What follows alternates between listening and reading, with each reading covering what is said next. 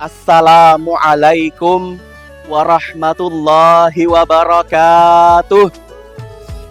Alhamdulillahilladzi amarna ayyahtammal fuqara wal masakin. Assalatu wassalamu ala sayyidina Muhammadin khatamil anbiya wal mursalin wa ala alihi wa sahbihi ajma'in. Amma ba'd. Dewan juri yang saya hormati, saudara-saudari sebangsa dan setanah air, semoga keberkahan dalam hidup kita terus mengalir. Presiden Republik Indonesia, Bapak Prabowo Subianto pada Kamis 27 Maret 2025 mengatakan, zakat adalah manifestasi dari keadilan sosial sekaligus pemerataan kesejahteraan. Beliau menegaskan bahwa zakat dapat menolong kaum du'afa, meringankan beban hidup sesama, dan mengentaskan kemiskinan.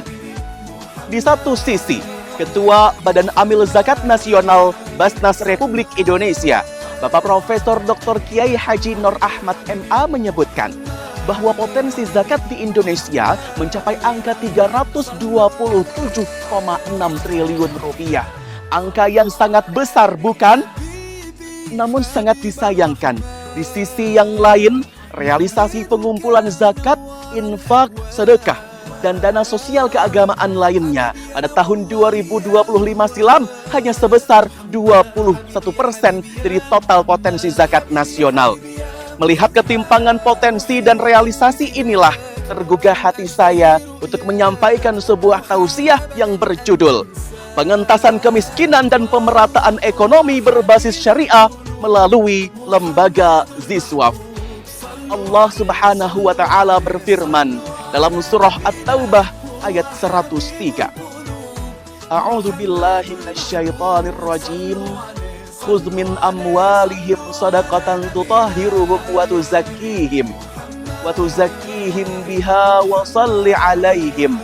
Inna salataka sakanul lahum wallahu sami'un alim. Shadaqallahul azim. Yang artinya, ambillah zakat dari sebagian harta mereka guna membersihkan dan mensucikan mereka, dan berdoalah untuk mereka. Sesungguhnya doamu itu menumbuhkan ketentraman bagi jiwa mereka. Dan Allah Maha mendengar lagi Maha mengetahui. Ma'asyiral muslimin rahimakumullah. Zakat secara garis besar dibedakan menjadi dua. Yang pertama ialah zakat fitrah yang berfungsi sebagai penyucian diri. Dan yang kedua ialah zakat mal yang wajib dikeluarkan saat mencapai batas jumlah tertentu atau nisab dan kepemilikan selama 1 tahun atau haul.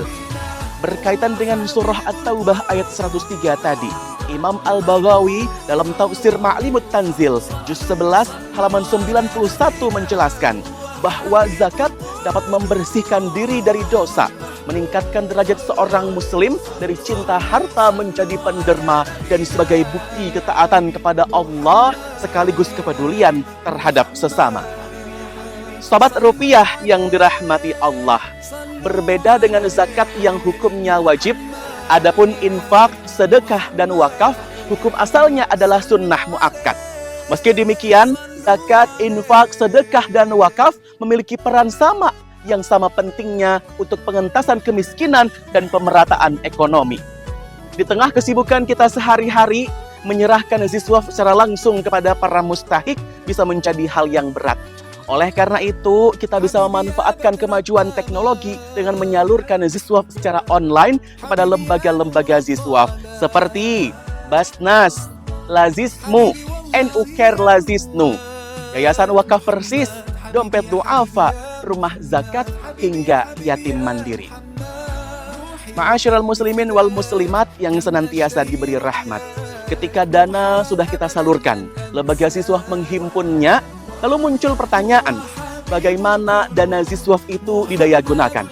Untuk menjawabnya, mari kita melihat Outlook Zakat Indonesia tahun 2026 yang dirilis oleh Badan Amil Zakat Nasional yang menyebutkan bahwa pendayagunaan daya umat akan disalurkan untuk pembangunan berkelanjutan atau Sustainable Development Goals berupa Yang pertama, zakat untuk aksi iklim atau Green Zakat Framework.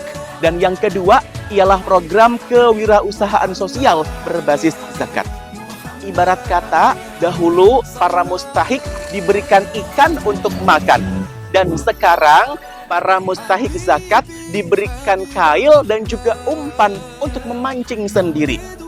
Maksudnya ialah dana zakat tidak lagi sekedar bantuan konsumtif yang bertahan beberapa hari saja, melainkan dimanfaatkan sebagai investasi produktif yang inklusif dan berkelanjutan, seperti teknologi untuk pertanian dan perikanan, fasilitas usaha, bimbingan teknis, pendidikan kewirausahaan, hingga pelatihan pemasaran digital.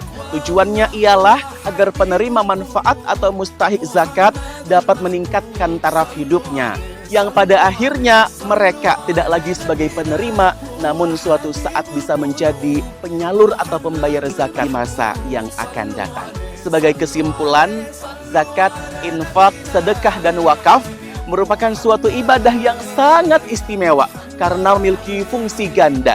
Yang pertama sebagai kepatuhan kepada Allah, dan yang kedua ialah nilai kepedulian terhadap sesama manusia.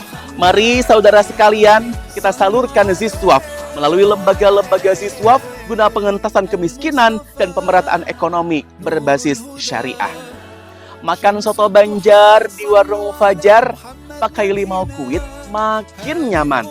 Ziswaf mengajarkan kita untuk belajar, tanamkan niat berbagi, kuatkan iman. Wallahul muwafiq ila aqwamit thariq. Assalamualaikum warahmatullahi wabarakatuh.